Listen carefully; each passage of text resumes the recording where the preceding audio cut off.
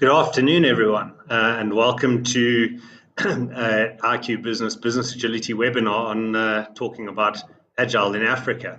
IQ Business is South Africa's largest homegrown management and technology consultancy, and our purpose is to grow people, grow business, and grow Africa. And so, as part of our purpose of wanting to get more involved in growing businesses in Africa, we've made a strong effort to partner with organizations outside of South Africa and really broaden our reaches into the African continent. And so I'm very privileged today to be joined by two wonderful ladies from a Kenyan organization called Agile Mavericks.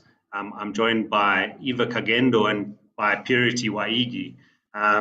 Eva and Purity, you can pop your cameras on. And I will start with Eva. If I could ask you just to perhaps introduce yourself to our audience, give us a little bit of, who is Eva and what you're up to and what your agile journey has been like. Okay, I think as Bob said, I am Eva Kagendo, or maybe professionally known as Eva Njiru. I would say I've had now quite a number of years delivering technical projects using Agile methodology, to be specific. At the moment, I am a Scrum Master. I am an active Scrum Master. I would say my Agile journey has been, to be honest, it has been beautiful. I've enjoyed the process.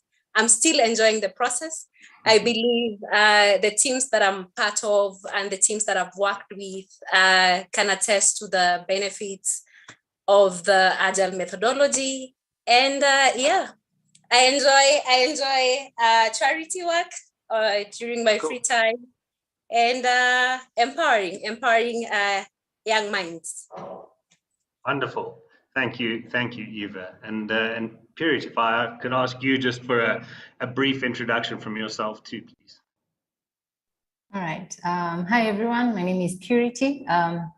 Currently a lead product manager with Wikipedia. I've been in the Agile space for 4 years now. I enjoy working with Agile teams. I've been fortunate enough to work with different methodologies, from SAFe to Scrum to Kanban. I've seen everything, the good, the bad, the ugly in Agile, what works and what doesn't work. So yeah, I'm really fortunate and grateful to be here. Thank you. Lovely, thank you, Purity. So my name is Bob Grewar. I am one of the agility consultants at IQ Business, and been with IQ Business for 2.5 years now. And one of the things that we do as an agility team at IQ Business is we have something called the State of Agile report, which we endeavor to do on an annual basis. When we launched our State of Agile report, we initially started looking only at South African companies, and more recently we've sort of broadened the reach of the survey that we do to try to get an understanding of some of the trends that we see throughout the African continent, and not just focus on South Africa. And so it's off the back of that report that really we want to have the conversation with Purity and Eva this afternoon, and really just dig into some of the nuances I think that we see within the African continent. I mean, it's a really vast place, and I think a lot of contextual differences between the countries within the continent, and really there's an opportunity for us just to, I suppose, dig into some of the nuances that might exist within the Kenyan market, and really just explore a conversation between us and them in relation to some of the trends that we're seeing, some of the trends that they're seeing, and some of the commonalities, I suppose, as well. If anyone is interested in accessing the report that we're going to be discussing, it can be found on the IQ Business website. So it's iqbusiness.net, and if you go there, then on the Insights tab, you will find, if you scroll down a little bit, you'll find the Agile report for 2021, which is what we're going to be discussing today, and you can also download previous reports. So Purity and Eva, I mean, we've had some discussions, and I think for us, one of the things that we found most interesting, I suppose, about the survey responses that we got is, every time that we run this report, pretty much without fail, people have cited the ability to adapt to change as a reason that they wanted to adopt Agile. But what we've seen is that accelerating product delivery has actually been the primary thing that people have been looking for. So what's happened in this most recent edition for us is that we've seen a change in preference for people from wanting to move from really looking at how to accelerate delivery and less focus on accelerating delivery and more focus on adapting to change. I suppose just a question to you: are you seeing similar things in the Kenyan market? So I think on my side, one of the things that I have noted is the market is quickly changing, and every organization wants to be the first ones out. So they need to have their products out, to be the first ones to have their products out. That is one of the major, on our side, that's one of the major issues that have made them to adopt agility in their organizations. And it has played to the advantage, and also being able to have all these alterations that come with the Agile methodology is also part of it. So for me, it's the timely part and of course the quality that comes with it. Yeah, I mean, it's interesting timing that 2021 was really where we saw this for the first time, and perhaps. I mean, I don't know, and we haven't tested it, but I wonder how much the COVID pandemic has impacted the way people think about things. Before the COVID pandemic, it really was this sort of pipeline of trying to get things out fast and make things happen quickly. And now, I suppose, because we've had to adapt to change so dramatically without being given any choice, I'm wondering whether that might be part of the causal reason behind why we see a move to people thinking about adapting to change rather than about delivering speed. I mean, are you seeing a focus on adapting to change?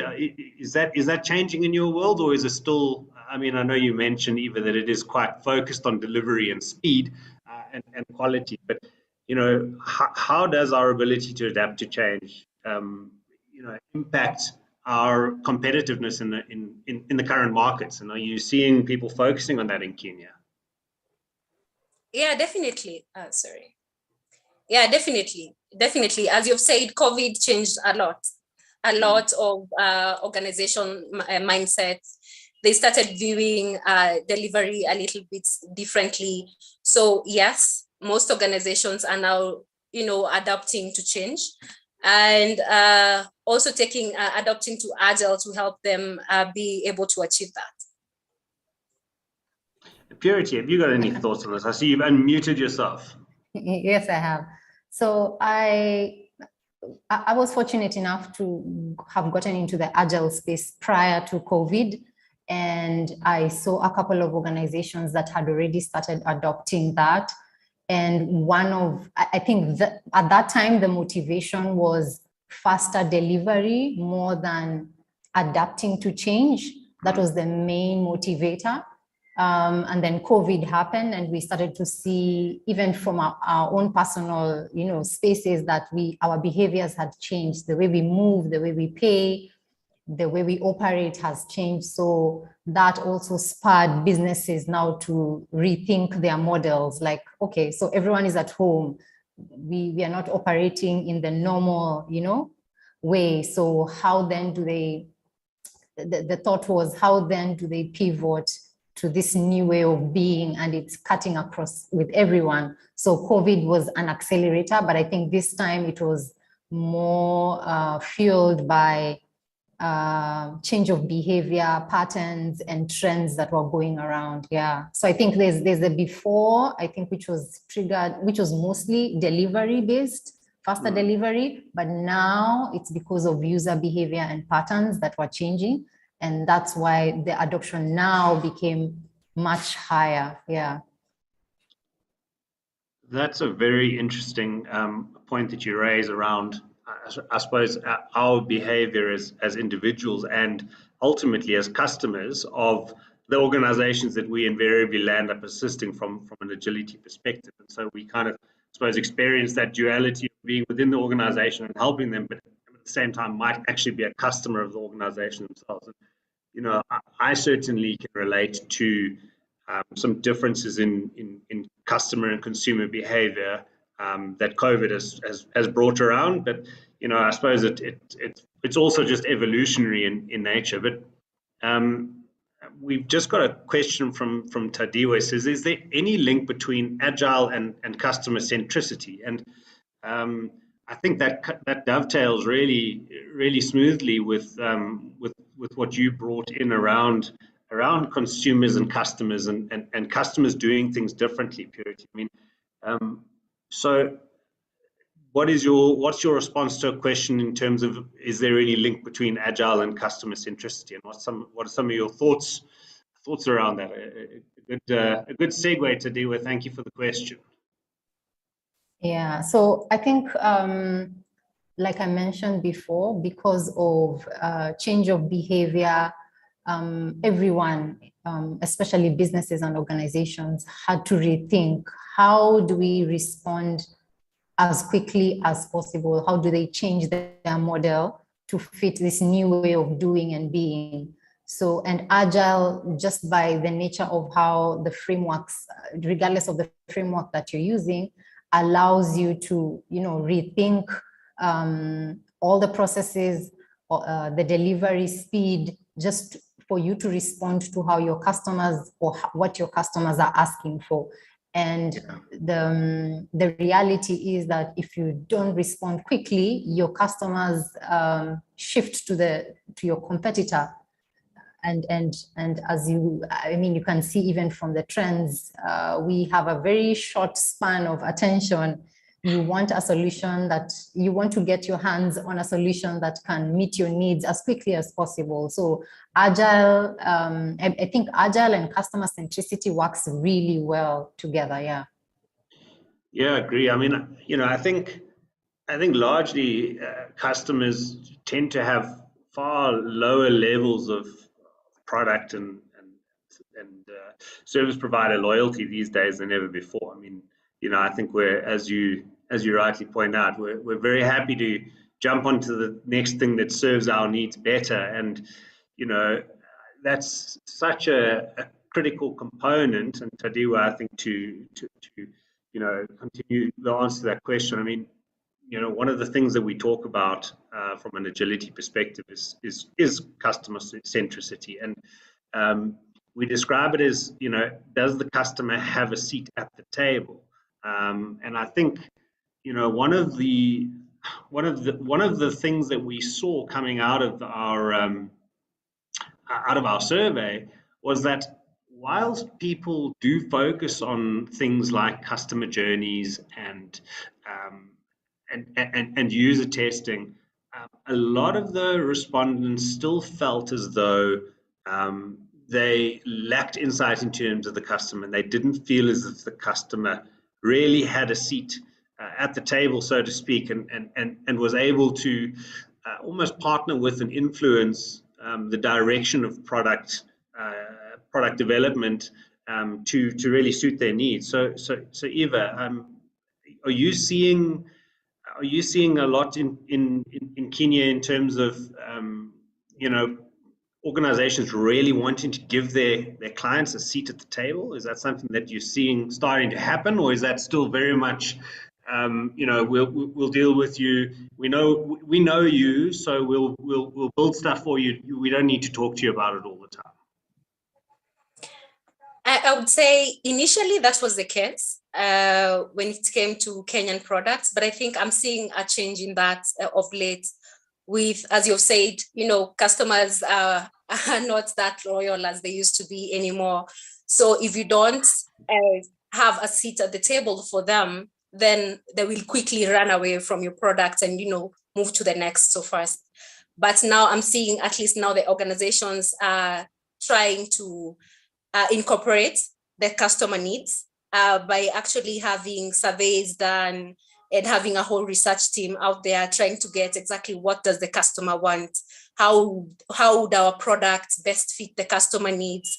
And also with the changing trends in the world at the moment, when COVID happened, I think most of the organizations tried to customize what they had to fit the customer needs that were already there.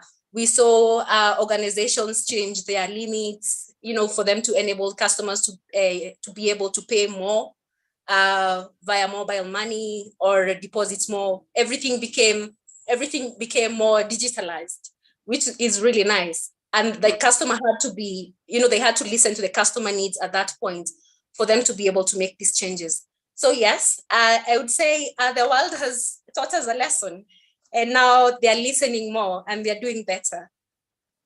Yeah, agreed. I mean, I think there are lots of different ways to try to, I suppose, give your customer a seat at the table. You've spoken about surveys and those kinds of things. I think, what we're also seeing certainly is actually embedding customer feedback and understanding customer behavior, embedding that from a technology perspective. So it's a very interesting space, I think, where we're starting to look at the world and certainly the world of the customer and starting to understand who they are by talking to them more through things like surveys, but also by really understanding how they're using products that we're building. So some really interesting stuff.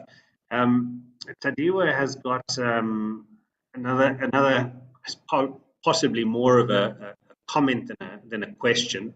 So Tadiwa says, in the African continent, can we say our small businesses have been in the agile space for a while without noticing?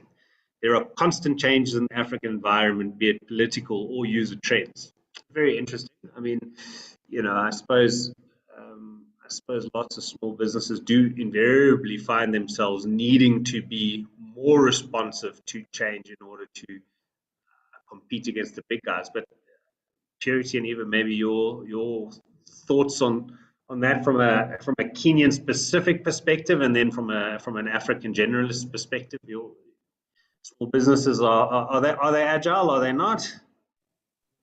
Yes. One of the most interesting things I saw, which is not even tech related, I saw a billboard for a loaf of bread, and the loaf of bread was half white and half brown.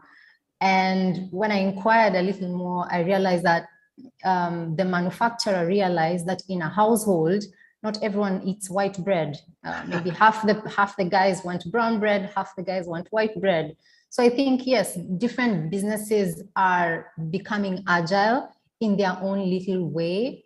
Maybe they don't call it agile. They're just responding as best as possible, given what they're seeing in terms of behavior, consumer behavior, and then adopting their products to suit what's actually happening. So yes, I've seen it, especially in small businesses. They do it in very radical and interesting ways. But yes, it is agile, and sometimes even in the agile space and on a personal level, I like to look at how other organizations are doing it even without using tech, and it's very, very interesting. Yes. I mean, that does sound interesting. Have you got any examples off the top of your head of those kinds of things? Was your loaf of bread a pretty good example of that, I suppose? That was for me. If I remember another one, I'm gonna drop it.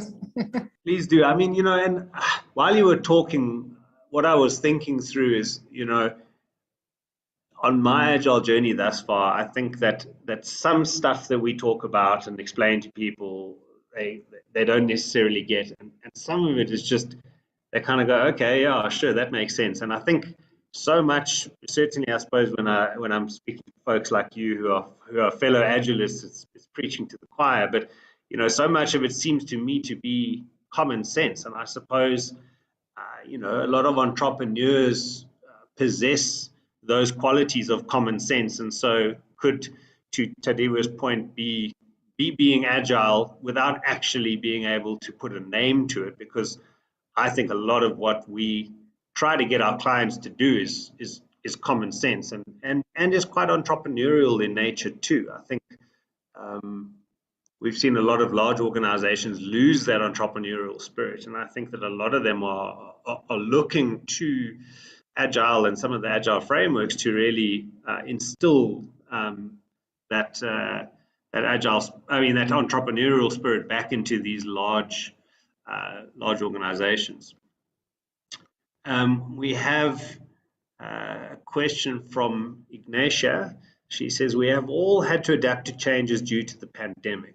It was necessary for the survival of most businesses. Does this count as being agile, or was it just survival? Very good question, Ignatia.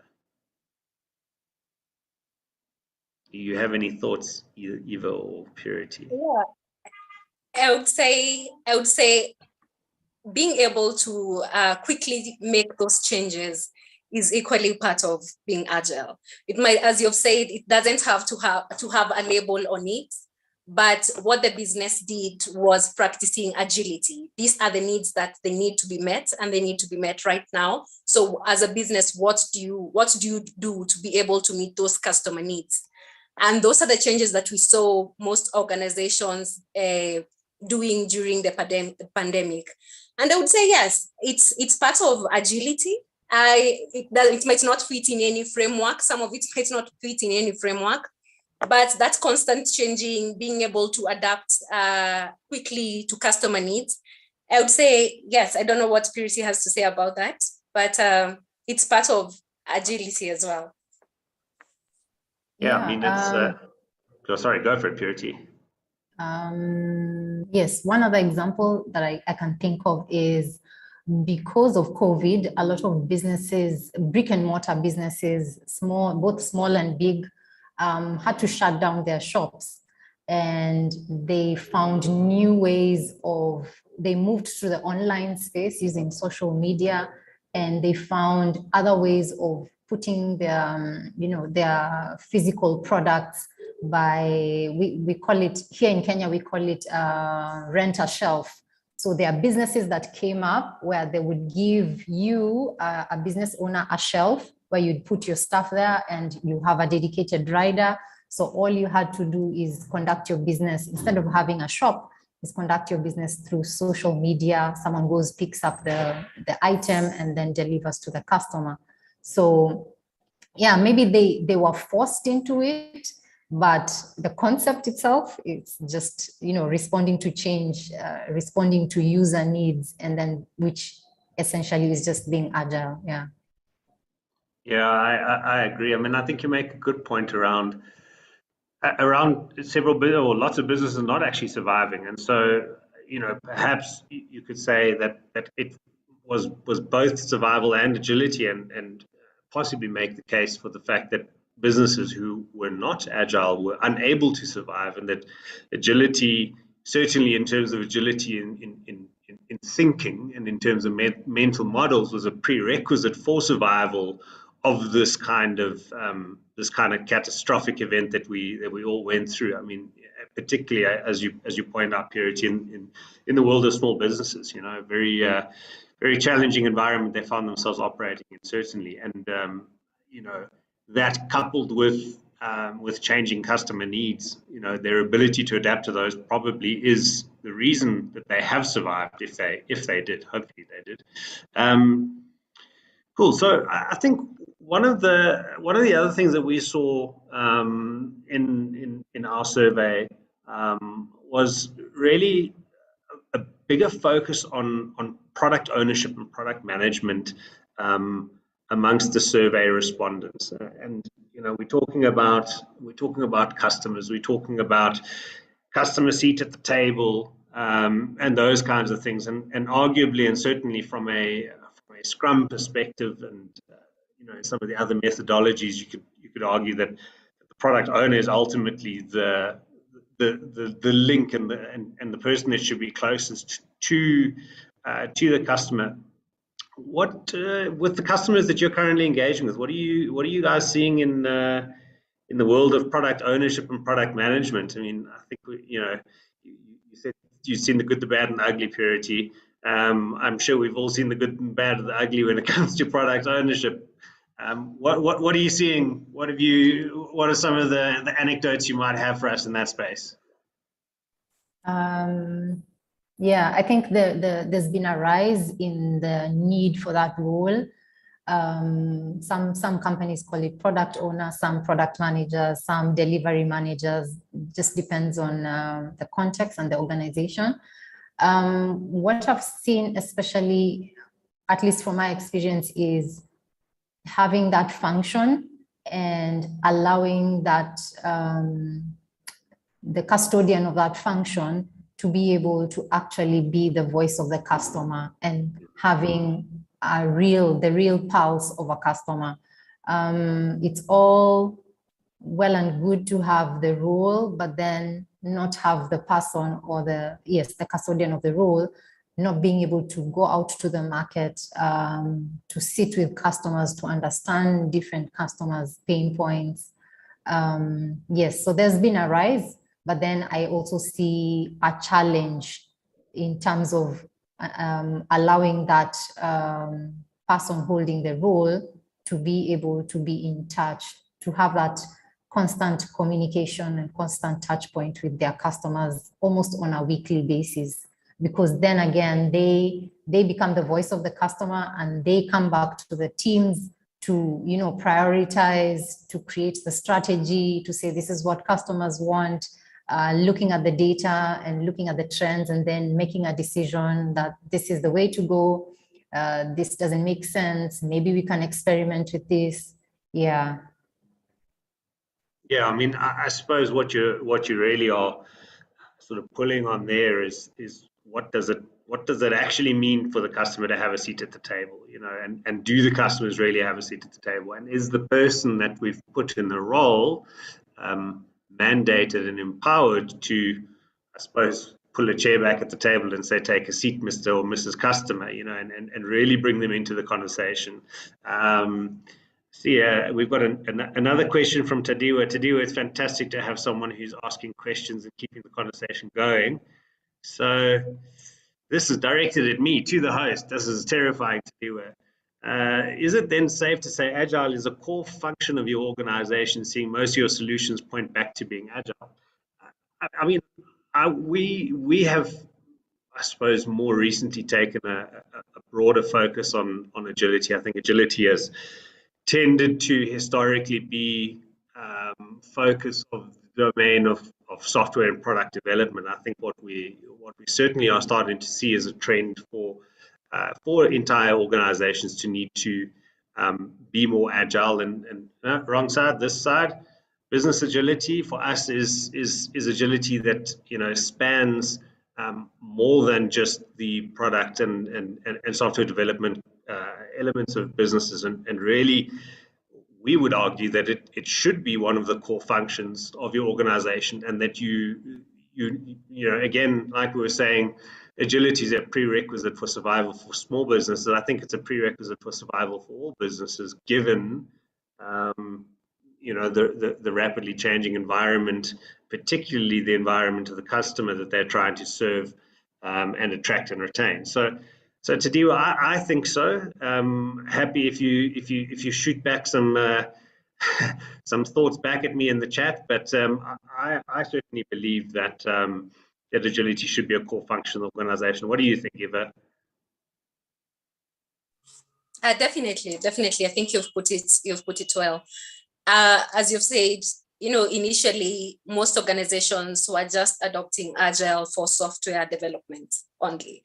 And now they have seen, as I tend to build a lot of Scrum teams, and sometimes you see a Scrum team is not just made of the developers only. We have, you know, different roles that different people in other departments play as well, depending on the product that you're delivering or the project that you're delivering.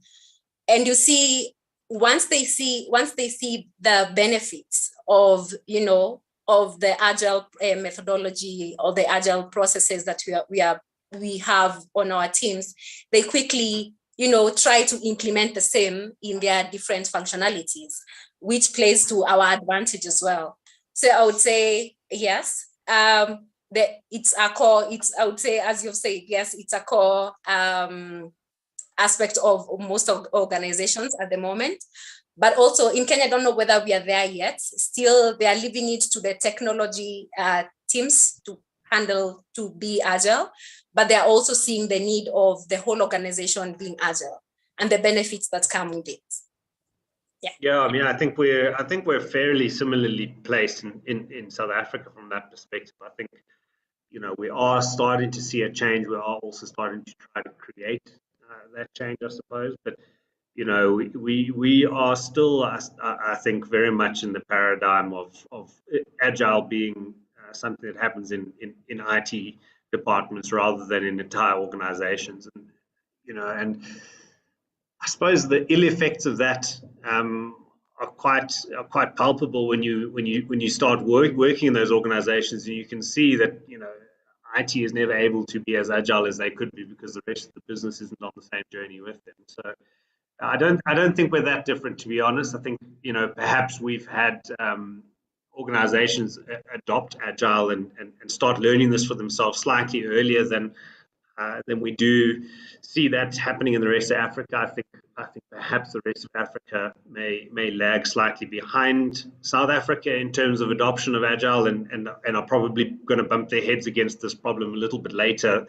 than our organization. But I think we're still there. I don't think that the penny has necessarily dropped for all of our clients, that actually business agility is critical. I think there are lots of leaders of these organizations still stuck in that old paradigm. And I mean, I suppose, again, an interesting segue into one of the other things that we picked up in our survey is, I suppose, exactly that, is you know, that leadership and agile leadership is still lagging in our clients, or not necessarily our clients, but in the organizations the survey respondents work in, and we actually even saw that as many as half of the agile leader, or the leaders in these organizations, indicated they had never attended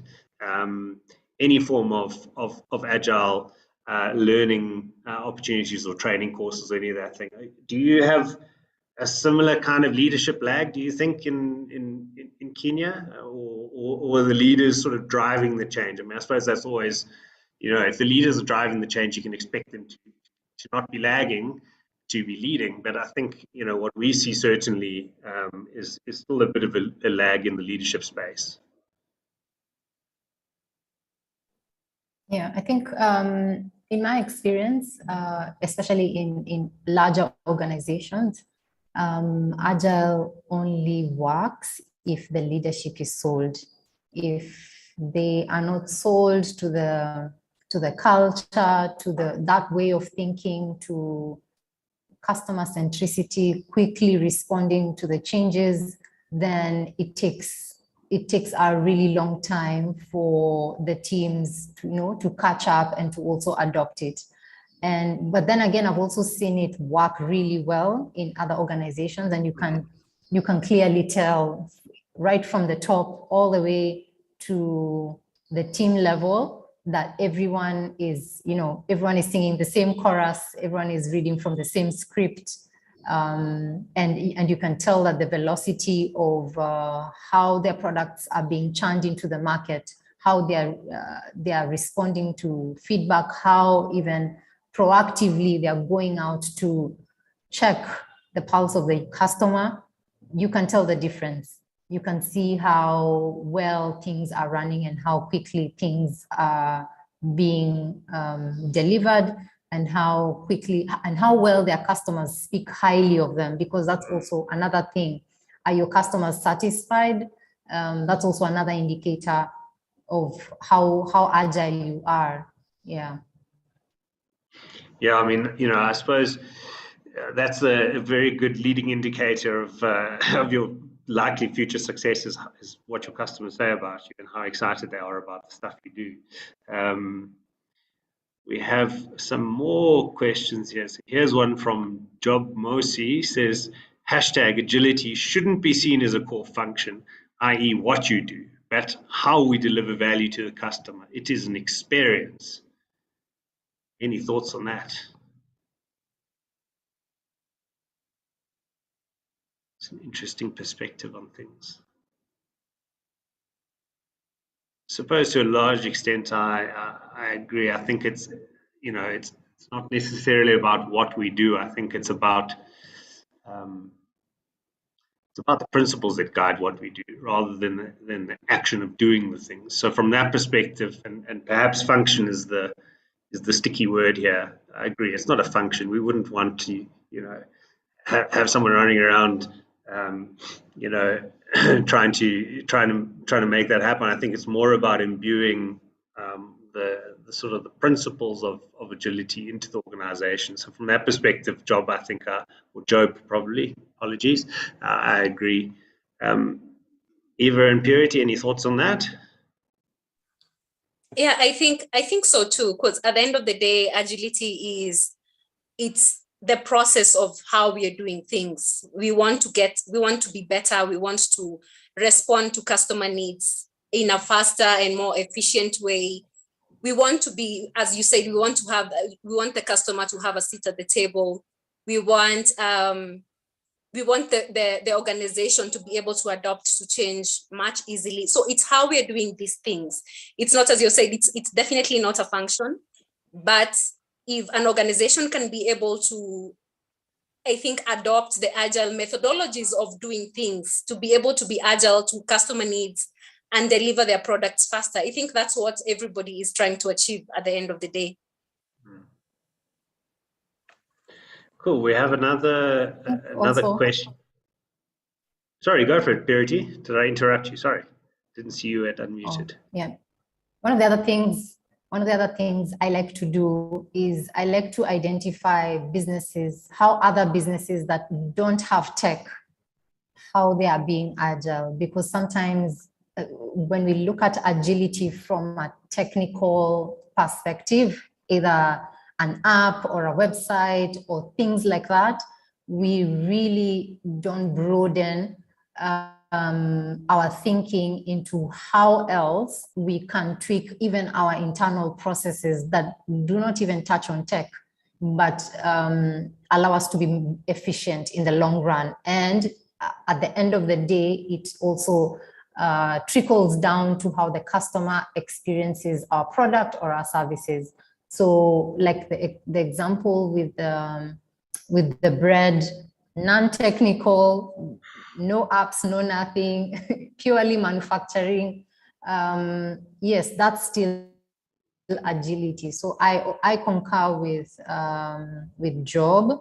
It's not a function. It's how are you able to deliver value, and you don't have to involve the technical aspects. It could be you're tweaking the operations, you're changing your product, you're shortening the cycle, approval cycle, things like that. Yeah. I think those are some wonderful examples, Purity, and you're right. I mean, I think we often get stuck thinking about agility from a technology perspective, and you know, it absolutely isn't that. It has very much been that in the past, but it certainly transcends technology and should encompass the whole business and all of those things. You know, so yeah, some great examples. Thank you.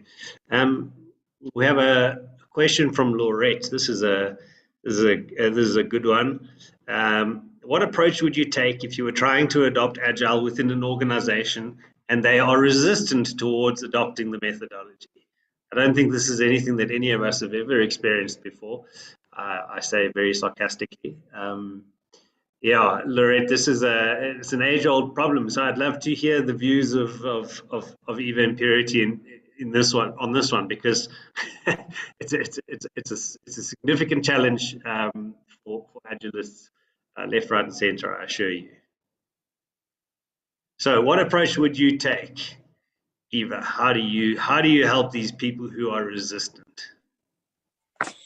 So I think coaching is also something that maybe we can take into account. Coaching and having there are lighter agile models that maybe you can equally encompass in the organizations that don't scream to the organization that, you know, change is right here. You make the change a little bit more, you know, progressive. We have it, I would say, introduce agile in smaller alterations as well. You know, have the organization, have maybe you start small meetings. Don't put the serious tech words into it. Just have the organization or have your team enjoy the process. Then they will understand with time the need of what you're doing. They will actually be the ones now to tell you, you know, I think we can do this. You will see the maturity coming into the team. But as you said, try a leaner way of adopting agile into your teams. Then now you can slowly progress, you know, into the heavier agile processes. Thanks, Eva. I've just seen another question by Joe, but before I get there, you sparked a thought while you were talking, you know, and I think you alluded to change management and to implementing things in small bits and pieces rather than, I suppose, subjecting people to whole scale change, which is generally likely to produce an allergic reaction. Certainly, my experience tells me that. But what we've recently done at within the business agility team at IQ Business is actually merged with one of our other lines of business who were doing change management and organizational design and focusing on things like lean change management. So, Lorette, I think, you know, certainly we think that actually, you know, being proactive about managing the change rather than, you know, I suppose just getting stuck on the frameworks and methodology sides of things,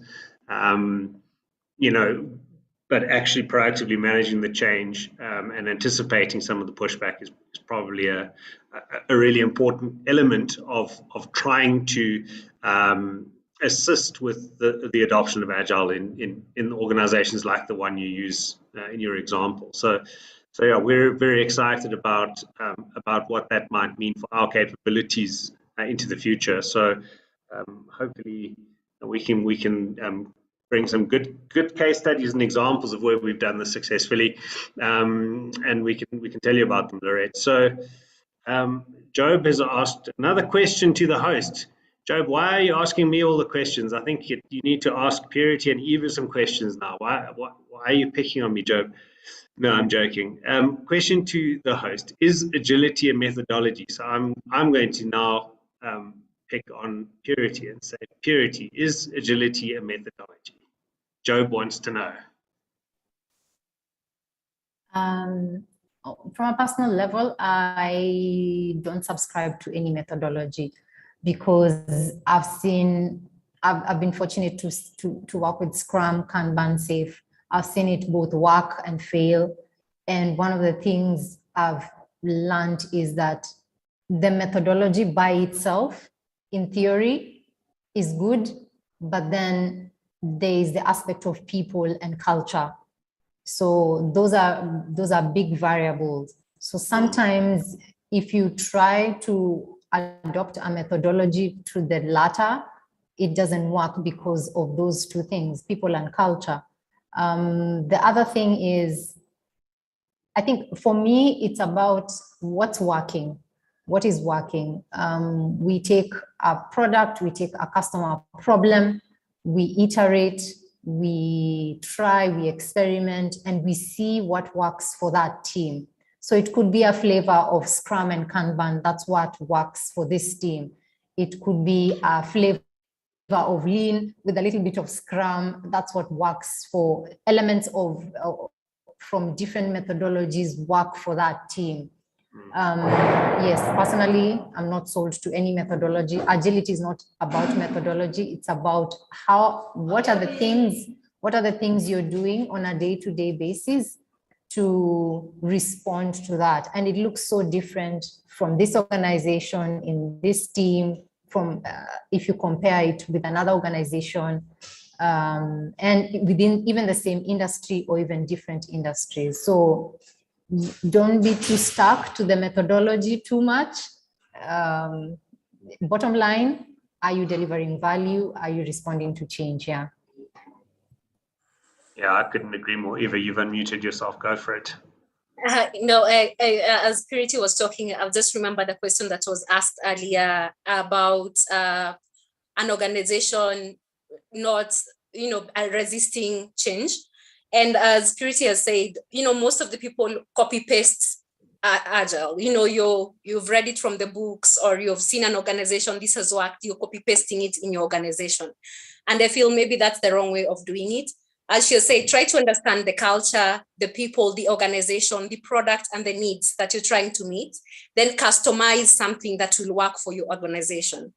Maybe your organization does not, succumb to the 2-week sprints kind of a situation. Work with what works for you.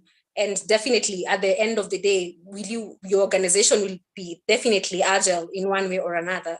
So there are very many ways of bringing agility into the organization. And I like how Purity has put it. Customize it, get something that works for you, bring a little bit from here, a little bit from there, and you'll definitely see better results. Yeah, thank you, Eva. I mean, Job, a good question, and I think very well answered. Agility is not a methodology. Are there methodologies that aim to try to bring some of the thoughts contained within the Agile Manifesto and I suppose the philosophy of Agile to life? Absolutely. And those really are the tools through which we try to enable teams and organizations to adopt ways of doing things that are rooted in an agile mindset, an agile culture, an agile way of doing things. And interestingly enough, another thing that we saw, and Purity and Eva, I'd love your thoughts on this, but something else that we saw coming out of our survey was that what we see is a larger number of respondents saying that they are not following, or not necessarily following, the pure agile methodologies like Scrum and Kanban and SAFe and those kinds of things, but are actually working in a more hybrid kind of way. And I think, Purity, that talks very much to what you were talking about, where there are things that exist within methodologies, but certainly we are seeing people building their own versions of those things. And I'm gauging by both, I suppose, your and Eva's responses that that's something that you're seeing a lot of in Kenya as well, or are you finding a lot of folk are quite keen on adopting very specific methodologies like Scrum or Kanban or SAFe? Or do you find them building their own Frankenstein agile methodologies? Normally, what I've seen is, for starters, when a team is very new, they start off with a framework, and then as time goes by, they identify elements that are working or some that are not working, and as they mature, they pick different flavors from other frameworks. And for me, I've seen that work better than trying to stick to one methodology and dying with it even when it's not working for the team. Yeah, but that's for more mature teams that have allowed and understand the principle of agility, which one of it is also iterating. Even as a team, putting the product aside or the customer problem aside, even as a team, the principle of continuously improving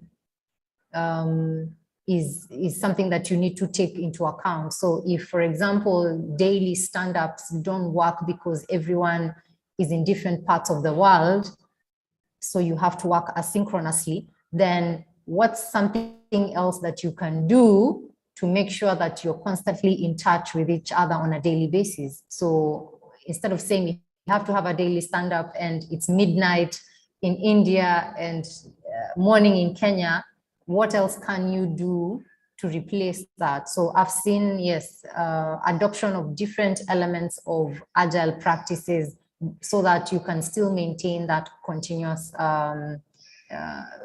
team cohesion and practices within the team. Yeah. I'll go for it, Eva. You've unmuted yourself. Yeah, I've seen the same as well. You find if you keep pushing a framework that is not working for the team, brings down the team morale, and you definitely don't want to do that. So during, as we said, you need to adapt retrospectives. Once in a while, have a seat as a team. What is working for us and what can we do differently going forward for us to be able to feel more motivated to work, for us to be able to deliver better. What are some of the changes that we can make as a team for us to be able to achieve these goals? And I've seen most of the teams that I would say I've worked with make those changes and even deliver better than they were doing when using, a specified framework. Yeah, I mean, I'm sure you're both familiar with the sort of Shuhari principles of, follow the rules and then, understand and bend the rules and then make your own rules. And I think that is that sort of maturity model for teams and obviously critical in terms of getting to high performing teams. Your ability to start building, I found high performing teams and organizations really often catalyzes the rest of the organization because they can start to see the benefits coming through. Something you I forget who mentioned it, Purity, it might have been you, but in Kenya, do you find you have a lot of teams where you've got folks from all over the world? Would you say the majority of your teams span borders? Yes, at least for myself, the last 2 years, I've worked with teams that span across diverse time zones. Yeah. But then even before, I've worked with teams that are also just within Kenya or within Africa. So the time zone is pretty much manageable. Yeah. I mean, here, I think we also have quite a few teams that are kind of international, but also have quite a few teams that are locally based. I mean, it would be quite an interesting thing to have a look at some point in time in terms of what the maturity models of those different teams look like, both in terms of, I suppose, not being co-located, although these days co-located doesn't mean a whole lot, but also teams of different cultures and different people coming together. It'd be really interesting to actually look at that. One thing that I haven't seen a lot of is sort of multicultural teams spread across Africa per se. I know we've seen some teams where we've worked with folks in Nigeria and South Africa, but we don't have Pan-African agile teams. I haven't seen very many of those. Maybe it's something we need to start a movement. We've certainly got teams that hop over and outside of the African continent. Maybe we need to Pan-Africanize agility somehow. Cool. Are there any additional questions from the floor? I see we are imminently out of time. Another comment from Job. Thank you, Job. Perhaps teams and organizations are not patient enough to understand and learn the 4 core Agile values and 12 principles. Why do we do what we do in Agile? I couldn't agree with you more, Job. I think quite often people don't actually necessarily understand the change in behavior that's required from them as individuals and as organizations in order to make those values and principles come true. So yeah, I agree. Purity and Eva, have you got any kind of closing comments, closing remarks? I mean, it's been a little bit of an all over the show kind of conversation, but those are my favorite kinds of conversations, to be honest. I think it's been great chatting to you, and I suppose we've got a lot in common, and there are some subtle differences in terms of where we're working, but I think invariably a lot to learn from one another, which is always great. But any closing thoughts from you ladies before we bid our audience adieu?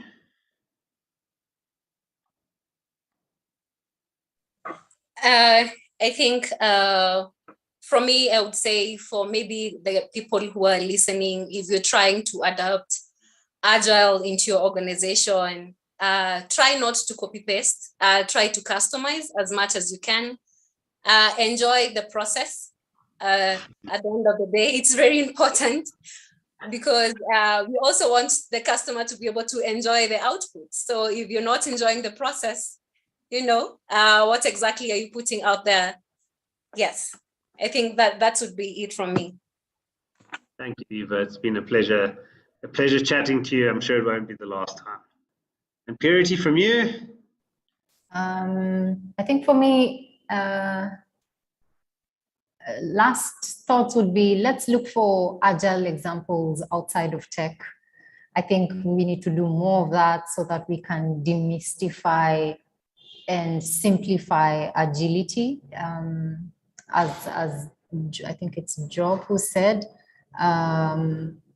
just understanding the value and the principles. Once you know that, you don't have to be so sold or subscribe to a certain methodology. As long as you understand the values, the principles, simplify, look for it in simple, in how businesses have become agile, and try and think about how those principles play out in non-tech spaces, and then look internally within your teams and see how you can adopt the same principles, same values into processes or products, or how you approach your customers. And I think it will become simplified. And I think also in terms of getting leadership buy-in, it will be a much easier conversation when we do that. Yeah. Fantastic. It's such an interesting point, and I look forward to even just on my own looking for examples of agility outside of tech. I think you've opened my eyes, Purity. Thank you. I found myself very stuck in that agility tech bubble, and you're so right. I wonder whether there's a subtle difference perhaps between South Africa and Kenya, where maybe talking about it in non-technical terms makes it more accessible to people in Kenya. Maybe we need to be doing more of that here, and learning from you that those things might work here. So thank you. That's a very valuable insight, and something I will certainly take a look out for. So to the audience, thank you for taking the time out of your days to listen to us. I hope you've gained some value from the conversation we've had. I think if you're based in Kenya, please check out the Agile Mavericks. If you're in South Africa, check out IQ Business. If you're somewhere in between, choose who you want to check out. It's up to you. If you're in Botswana, Purity, have you guys got a website that people can find you on, or Facebook, or how do people get in touch with the Agile Mavericks? Yes, we do. Let me share that. Cool. And from an IQ Business perspective, as I mentioned at the beginning of the conversations, at iqbusiness.net. And if you go to the Insights page, you can find the report that we've been loosely talking about. Makes for some very interesting reading, and looking forward to seeing what the future iterations of our report look like. Are you gonna pop a link in the chat, Purity? Yes, I am. Do I put it on YouTube or? Yeah, you can pop it on YouTube. That would be great. Okay. That's Awesome. Fantastic, lovely. Purity, Eva, thank you very much. Have a fantastic evening, and it was really great chatting to you. Thank you. To the audience. You too. And thank you to the audience. Cheerio.